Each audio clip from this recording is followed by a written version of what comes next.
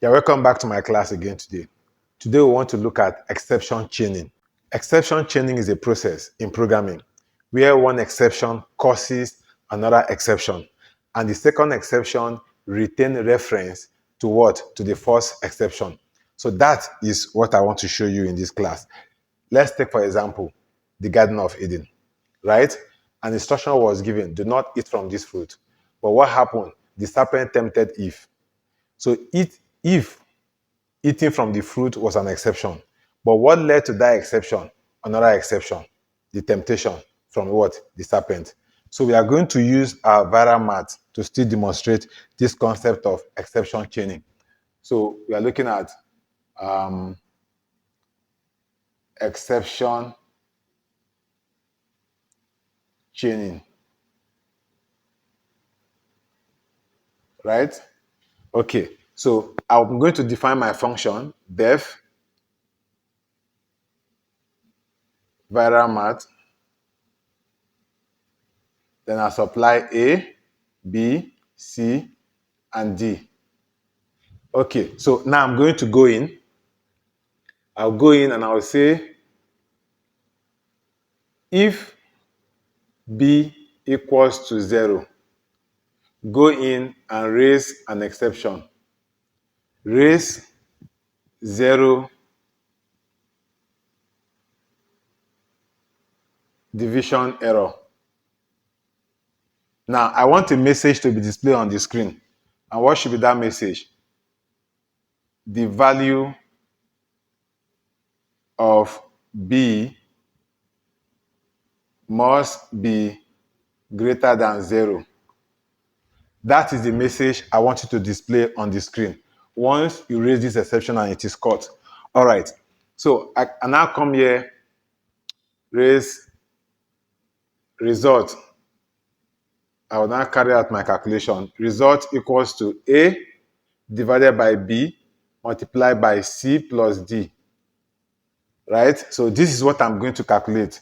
And then I will store my answer. I will put it inside result. Then I will say return result. So I'm going to return the result to the calling function. Now this line will only operate if there is no error. But if there's an error, then this line will not operate. So this is my function that I've written. This is my function, right? That I've written. Now I'm going to call this my var math. To call this var math, I want to put it inside the try block so that if there's an error, I can capture it, right? Now I'm going to introduce something again here. It is called nested try block. You are creating a try block inside a try block. That is the concept I'm going to use here. So how do you do that? So I will say try. This is my first try block. Now inside this try block, I'm going to create another try block. So I will say try. You see, this one try block, this another try block. Inside this try block, I am saying I'll print, I'll call my var math, right? And then I will supply 8, the first one, 0, 2, 2. I'll close it here, right? So I have written this. Now, when I'm calling this var math, which is this function, so I will supply 8 to A, I'll supply 0 to B, I'll supply 2 to C, I'll supply 2 to D. It will go in. If B equals to 0, yes, B is equals to 0, raise 0 division error. So it will raise the error. That should crash my program, but I don't want you to crash the program. So I am going to catch it. I'm going to catch this 0 division error. So I will come here and I will say except, right? I'm catching the 0 division error. 0 division error, right? As E, meaning, or let's call this one as Z. Now, this is an instance of this class that I've created, right? Now, when I catch it, what am I expected to do? I should have written what I want to happen, which is what? To print out a message on the screen.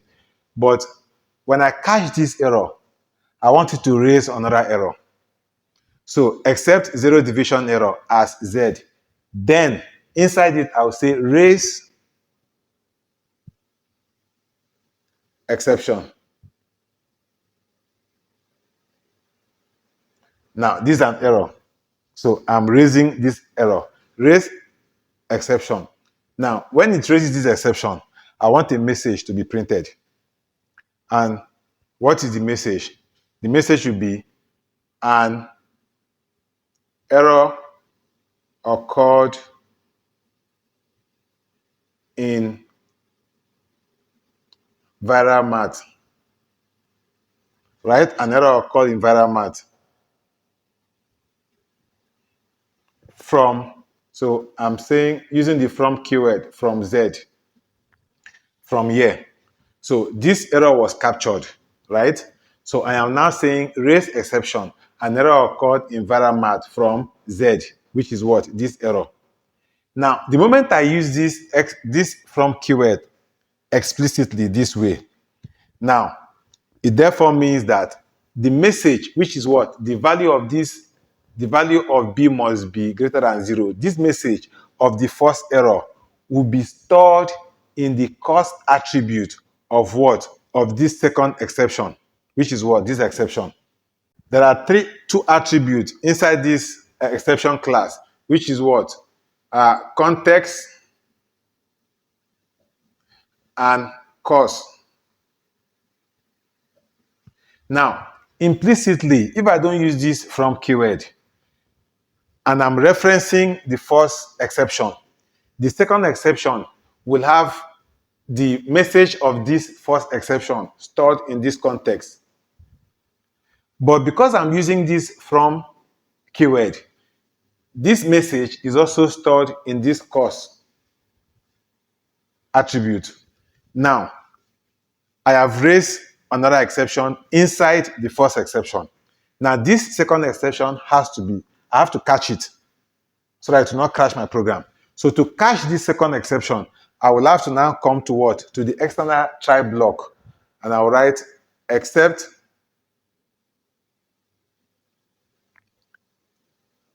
exception. So I'm catching it. I'm catching this exception as E.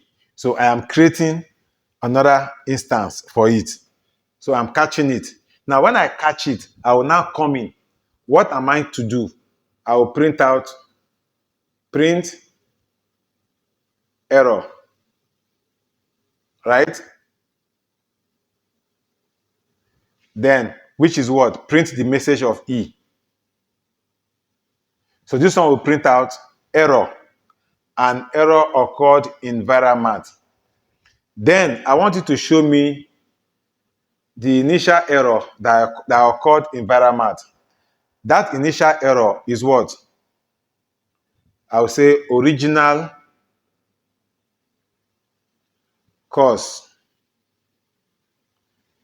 is, then I will close this and I will use this exception to access his own attribute, because his attribute, which is this cost attribute, he's holding the original message of this zero division error, which is what? This value of B must be greater than 0. So I will now say E dot double underscore cost,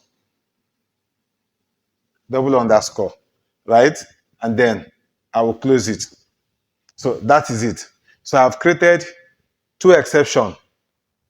The second exception being caused by the first exception. And I want it to display the error. So at this point now, when I run my program, an error message should be raised, and then it will what? It will print out error. An error occurred in ViraMath. Then it will now print out original cost is, the value of B must be greater than 0. That is what will be displayed on the screen. It will display this one, right? And then it will display this one on the screen for me to see. If you have come with me this far, don't forget to click on the like button. And if you have not subscribed to my channel, please do so. Now, let's go to the PyCharm and let me demonstrate this for you to see exception chaining. All right, so this is our PyCharm. So let's create our file. We'll call it my exception.py, my exception chaining.py. Enter. Okay, so here we are going to define our viral math again. Def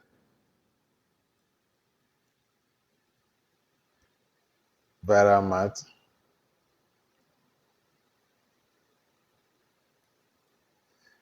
All right, then we'll supply A,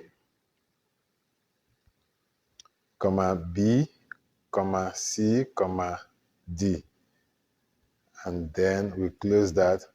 So if B equals to 0, go in and raise 0 division error, and then the message should be the value of B must be greater than 0. Okay, then you create result, which is a variable to hold your return value, which is A assigned divided by B, multiply, then parenthesis C plus D, and then return result. Okay, so now we now do try, another try block inside the try block, and then we'll say print viral math, and we supply 8 divided by 0 divided by 2 divided by 2, and then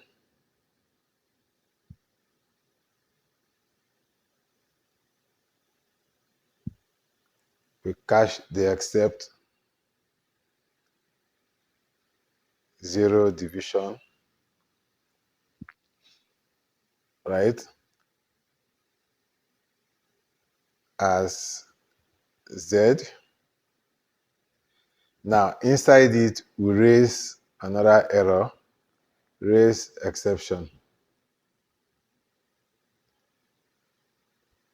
and in this exception we will print out our message.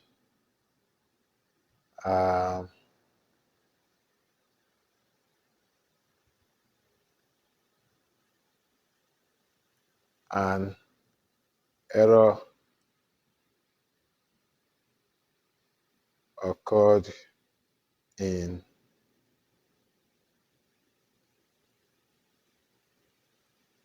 viral math, right, from Z. Then to cache that error, we'll now say except exception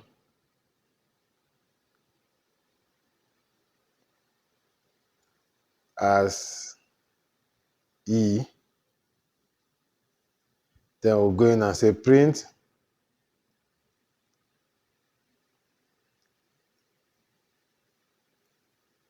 error. Then we'll supply the value of E.